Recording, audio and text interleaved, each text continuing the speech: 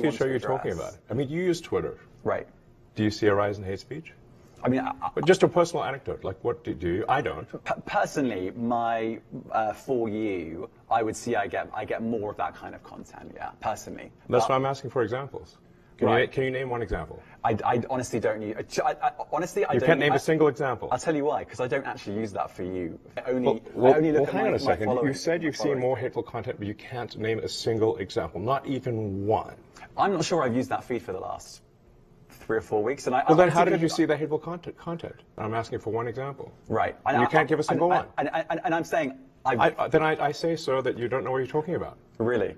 Yes, because you can't give me a single example of hateful content, not even one tweet.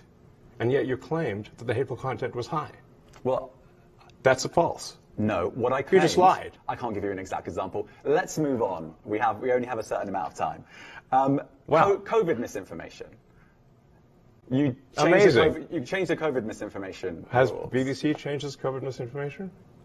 The BBC does not set the rules on Twitter, so I'm asking you. No, I'm talking about the BBC's misinformation about COVID. I'm literally asking you about, you changed the labels, the COVID misinformation labels. There used to be a policy, it then disappeared. Why do that?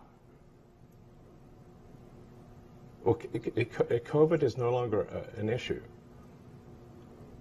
Does the BBC hold itself at all responsible for misinformation regarding masking and side effects of vaccinations, and not reporting on that at all?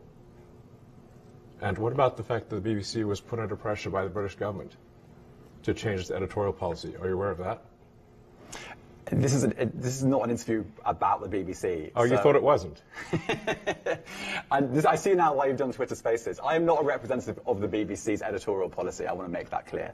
Let's talk about something else. If you want to talk about the BBC, you too. All right, let's talk about something else. You weren't expecting that. Let's talk about something else.